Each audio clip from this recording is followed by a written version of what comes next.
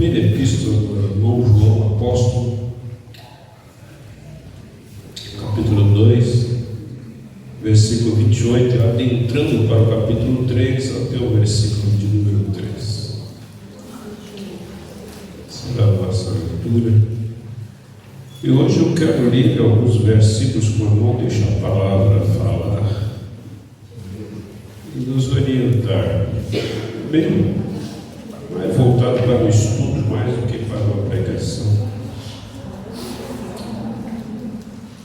Primeira epístola, capítulo número 2, versículo 28, adentrando já para o capítulo 3 até o versículo 3, quando nos diz assim: e agora, filhinhos, como já foi dito, filhos todos nós somos. Então essa palavra para nós: filhinhos, permanecei nele, para que, quando ele se manifestar, e vai se manifestar, tenhamos confiança e não sejamos confundidos por ele na sua vinda. Se sabeis que ele é justo, sabeis que todo aquele que pratica a justiça é nascido de Deus. Vede quão grande caridade nos tem concedido o Pai com B maiúsculo, que fôssemos chamados filhos de Deus. Por isso o mundo não nos conhece, porque o não conhece a Ele. Amados, agora somos filhos de Deus, e ainda não é manifestado o que havemos de ser, mas sabemos que quando ele se manifestar, seremos semelhantes a ele, porque assim como é, o veremos. E qualquer que nele tem esta esperança, purifica-se a si mesmo, como também ele é puro. Louvado seja o Senhor Deus, louvado seja o nome do Senhor. Irmãos, que gostoso esses textos, esses versículos, não é verdade? Como enche o coração quando podemos ler e crer e se apossar disso. Quão grande amor, quão grande caridade nos concedeu. Imagina o universo. Pense em coisas grandes. Às vezes nós pensamos em só coisinhas que estão ao alcance da nossa vista, do nosso dia a dia. Às vezes nos prendemos nas dificuldades financeiras, alguma provinha, Paulo falou, a nossa pequena e momentânea tribulação dessa vidinha de 80 e poucos anos, e alguns mais, não é para comparar com aquela glória. Pensa no universo, pensa em glória, pensa em coisas grandes. Esquece empresinhas brasileiras, americanas, chinesas. Tudo isso é momentâneo, vai ficar tudo. Daqui a uns anos nós vamos olhar para trás e falar: tudo isso, cadê? Não sobrou nada disso. O que sobrou? Você, que permaneceu no Senhor, você ficou, porque tem promessa de vida eterna. Louvado seja Deus. Eu fico lendo a Bíblia no Velho Testamento e às vezes tem passagem que diz assim, Deus retificando, ele fala assim: eu vou introduzir vocês na terra que eu jurei que daria a vossos pais. Eu prometi que daria a vossos pais. A Abraão ele fez a promessa, a Isaac ele fez a promessa, a Jacó ele fez a promessa. 400 e tantos anos depois está Josué levando o povo para a terra da promessa, porque Deus não mente. Por que esse zelo? Por que esse trabalho? Por que essa luta? Por que tanta intervenção divina para tomar posse da terra? Porque ele prometeu. Deus é Deus de palavra. E o que ele diz para nós?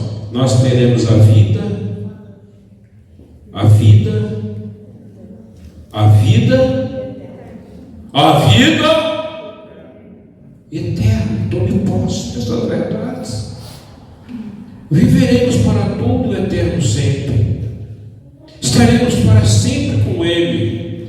E eu ouço dizer para os irmãos, aonde Ele está é céu, porque a glória de Deus chega e se manifesta. É céu onde o papai está, onde Jesus está com o seu poder que Ele tem agora, onde tem milhares de anjos, o Espírito Santo, ali é céu. Louvado seja Deus. E Ele disse para nós, que grande caridade nos deu o papai do céu, que fôssemos feitos filhos de Deus.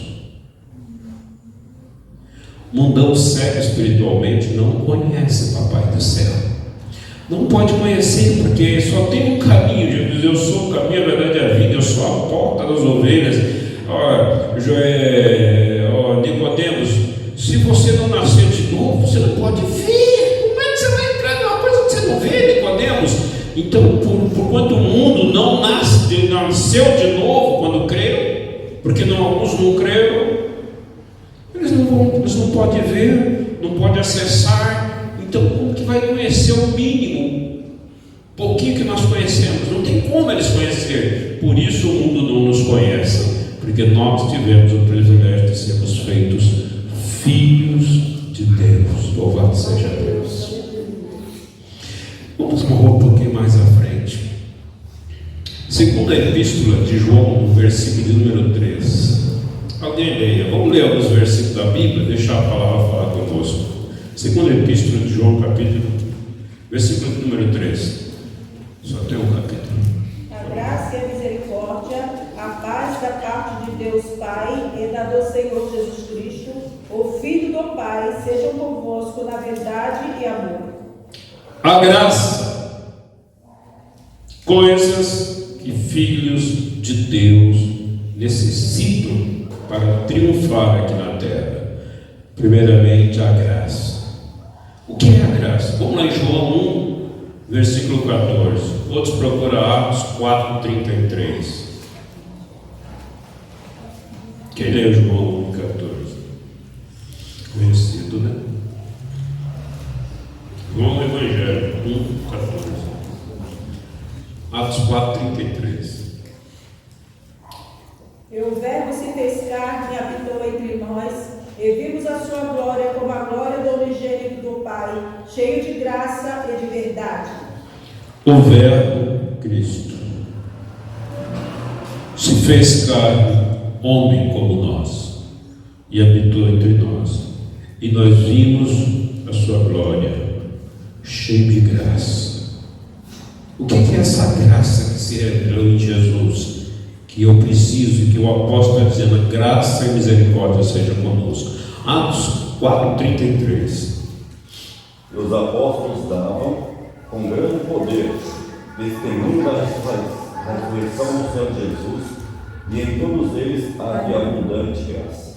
Os apóstolos, os judeus, no começo da igreja, davam testemunho, e em todos eles havia abundante graça. O que é essa graça que se manifestou em Jesus? Jesus estava cheio da graça. Os apóstolos tinham essa abundante graça. Irmão, a Bíblia diz que Pedro e João, às 3 horas da tarde, na hora do sacrifício da tarde, chegaram no templo e eles estavam indo orar. Aí alguém falou, dá uma moedinha. Ele falou assim, eu não tenho ouro nem prata, mas o que nós temos te damos. Em nome de Jesus, levante e anda. O elemento levantou na hora. Eis a graça que eles estavam abundando. Louvado seja Deus. O crente, o filho, precisa se encher da unção, da graça de Deus. Por isso ele está dizendo, graça, viva. Precisamos de graça. Mais algum versículo sobre graça? Romanos 3:24. Glória a Deus. Romanos 3:24. 3. Sendo justificados gratuitamente pela sua graça, pela redenção que há em Cristo Jesus. Justificados, feitos justos, nós que não há um justo sequer, todos pecaram. Mas quando chegamos diante de Deus, quando oramos, Deus olha e Ele vê o sangue do Filho vertido na cruz. Então você foi justificado. Você não pagou nada, você não verteu uma gotinha de sangue, ninguém espetou o teu dedo para tirar sanguezinho, para fazer teste, porque não precisava, e se fizesse, seria reprovado. Mas por que você foi justificado? Pela graça, aleluia. Pela graça sois salvos, aleluia, aleluia. Olha lá em Romanos 12, 6.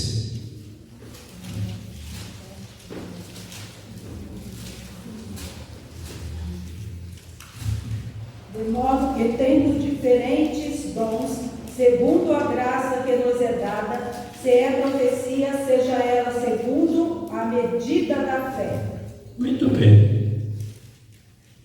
Segundo a graça que foi te dada, se é profecia, seja segundo a medida da fé. Mas para que serve essa graça? E quando ela se manifesta? Quando eu sinto a graça? Paulo começou a ficar inquieto. Eu estou inquieto por causa disso, estou com esse problema aqui, eu quero me libertar disso. Aí o Senhor chega para ele e fala assim: olha, a minha graça te basta. Aí ele dá um complemento, dizendo assim: porque o meu poder se aperfeiçoa na fraqueza humana.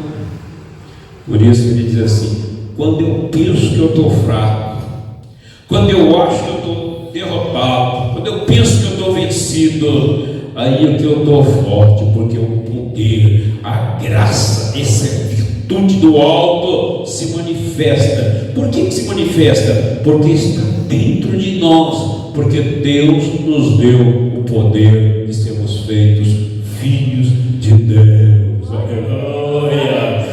Então papai vem habitar em nós que guardamos a sua palavra, que tememos o seu nome, que o amamos. Ele habita dentro de nós, está quietinho ali. João falou: filhinhos, a unção que vocês receberam fique em vocês, fique em vós, e fica quietinho ali dentro. Mas quando eu penso que eu vou desabar, o poder dele se aperfeiçoa na minha fraqueza. Aí eu sou forte, porque ele vem, ele se revela. Ele é o Deus Todo-Poderoso. Aleluia! Por isso ele diz assim: se Deus está por nós, vencemos. Aleluia! Precisamos da graça, né? Sem graça, fica sem graça. Depois da graça vem a misericórdia. Graça, misericórdia. Lucas 1, versículo 7 e 8. Vamos lá. Passando, deixar um pouquinho mais de versículo para outra ocasião. Vamos lá em Lucas 1, 7 e 8. Misericórdia. E não tinham filhos, porque Isabel era estéril, e ambos eram avançados em idade. E aconteceu que, exercendo ele o sacerdócio diante de Deus, na ordem da sua turma. Lucas 1, 27 e 8. Lucas 1, 7 e 8. É o versículo 78. 7 e 8. 78. Desculpa, vocês estão entendendo o versículo 7 e 8. 7, 8. 78. Pelas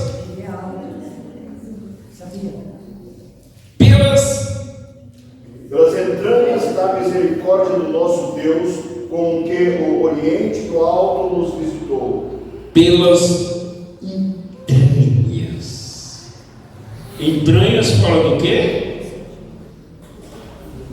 Lá de dentro. Lá de dentro. Vede com grande caridade nos deu o Pai, que fôssemos feitos filhos de Deus. Como é que Ele fez isso? Lá de dentro, das entranhas dele, Papai do céu, da misericórdia do nosso Deus. Misericórdia do nosso Deus. irmã Darcy, eu nasci no berço evangélico. Parabéns, irmã Darcy. Aos 85, a irmã não arredou os pés daquilo que lhe foi evangelizado. Desde do início da sua pequena idade, ouviste a palavra, guardaste, fizeste bem. Que Deus o abençoe. Parabéns pelo testemunho, certo? Mas aqueles que não nasceram em berço evangélico, como eu, que o mundo estava atropelando como um trator, passando sobre mim, e eu buscando, e as misericórdias do Pai me alcançou. Louvado seja Deus. Irmão, eu me recordo no começo da minha fé, quantas vezes eu ia dormir naquela caminho humilde, aquela casinha humilde, e o Senhor me dava sonhos, e eu passava voando, aquele monte de serpente dando aquele bote, e eu voando por cima delas. Foi só depois que as misericórdias do Pai me alcançaram. Aleluia! Oh, glória a Deus! Eu vivi coisas gostosas, irmãos. Gostaria de ver coisas melhores. Marcos 5:19. Marcos 5:19.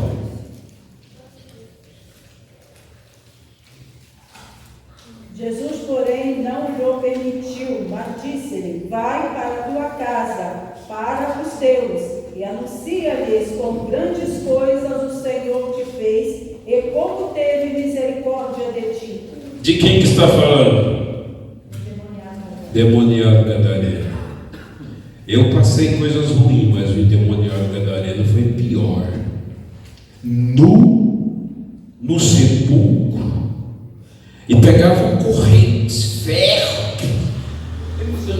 Quando eu leio isso aqui, ele trazia corrente, até parece que eu ouço o barulho das correntes, e amarrando o homem, mãos e perna, e ele cheio de demônios. Jesus, vai, acabou a opressão, acabou o domínio de Satanás, livre estou, pela graça de Jesus, livre estou. Vai, conta quão grandes coisas te fez Deus. Que maravilha, né? As misericórdias do Papai nosso que está no céu. Agora eu vou pular vários versículos. Vamos para a paz. Graça, misericórdia e paz, porque nós precisamos de paz. No mundo tereis, eu preciso de paz. O mundo vive em aflição. As pessoas estão andando, olho fechado, cegas, num caminho escuro, porque o príncipe é das trevas. Nosso aniversário é o príncipe das trevas. Imagina você, cego, indo após o príncipe das trevas. Você acha que você vai chegar no céu? Ou tem grande chance de você cair num buraco onde tem pranto, choro e ranger de dente? Tem grande chance. Mas graças a Deus que o Senhor Jesus morreu por nós. Vamos lá em Mateus 10:34. Veja que uma grande caridade nos concedeu o Pai. Fomos feitos filhos de Deus. Por isso o mundo não nos conhece. As pessoas nos estranham. Ele parece que está fora do contexto, verdadeiramente estamos. Leia, Mateus 10:34. Não cuideis que vim trazer a paz à terra. Não vim trazer paz, mas espada. No mundo tereis aflições. O Senhor é o meu Salvador. E a pessoa vai me cobrir de paz. O Senhor vem dizer que não cuideis que eu vim trazer paz na terra. Eu não vim trazer paz para a terra. Espada. Não estou entendendo, Senhor. Irmãos, a Bíblia diz com muita clareza, e verdade é: o mundo jaz no.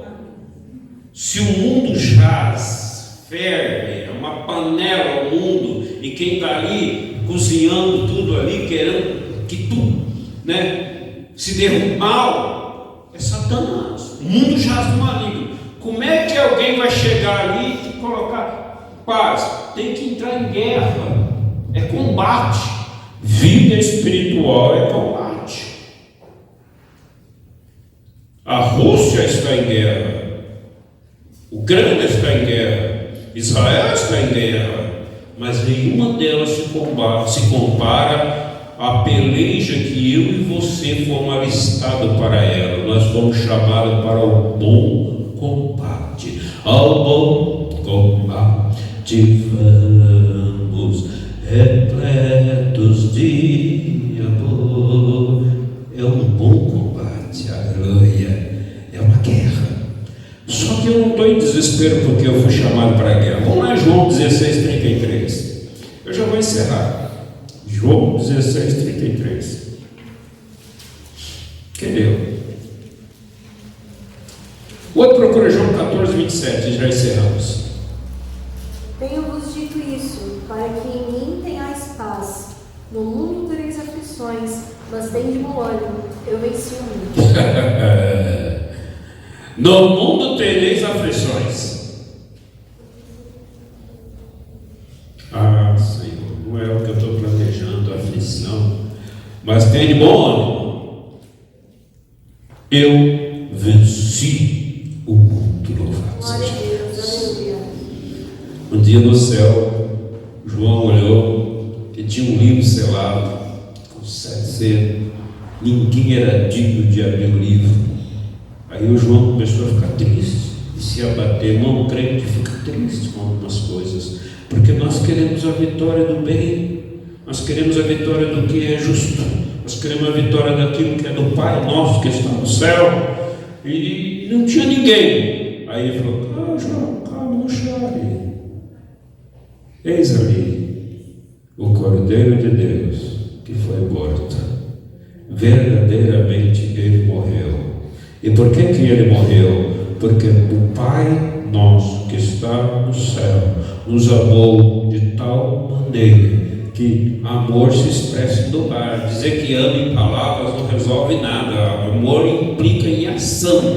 Deus amou o mundo de tal maneira, deu o seu Filho unigênito. E o Filho unigênito veio, foi obediente até a morte, e morte de cruz. Eis o Cordeiro que foi morto. Ele morreu, mas ressuscitou. Aleluia. E comprou com seu sangue povos de todas línguas, tribos e nações. Pagou o preço. Louvado seja Deus. Glória a Deus. João 20:26, e encerramos aqui.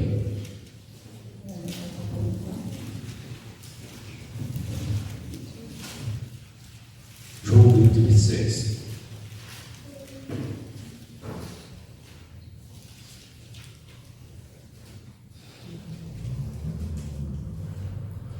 E 8 dias depois estavam outra vez os seus discípulos dentro e com eles Tomé. Chegou Jesus, estando as portas fechadas, e apresentou-se no meio e disse: Paz seja convosco. Aleluia. 8 dias depois, os discípulos tinham sido instruídos, viram as maravilhas, viram Lázaro ressurreto, que ressuscitou, viram o filho da viúva, que ressuscitou, viram tantas coisas grandes, multiplicação de pão para pensar, irmão. Depois que pega pãezinhos e peixinhos e enche saco de comida, só Deus faz isso por nós. E Ele fez isso mais de uma vez, porque para Deus não há nada impossível, tem coisa difícil. Depois que Ele morre, e acabou. Todo mundo dentro do cenáculo, quietinho, romano lá fora, judeus lá fora, fariseus lá fora, aqueles que se levantaram, que disseram: crucificam, solta Barrabás, estavam tudo lá fora, tomados pela fúria. 8 dias depois, eles reunidos ali, morrendo de medinho, né? De repente, sem abrir porta, sem nada, eis que ele entra e se coloca diante dele e diz: Shalom Aleichem, paz seja convosco. Acabou o medo, aleluia. Os discípulos estão morrendo de medo, daqui a pouco olham para o outro e começam a dar risada. É vitória! Ele ressuscitou, está conosco. até a consumação do século. Vede como grande caridade nos concedeu Deus o Pai, que fôssemos feitos seus filhos. Que Deus nos abençoe na condição de filhos, em nome de Jesus. Amém.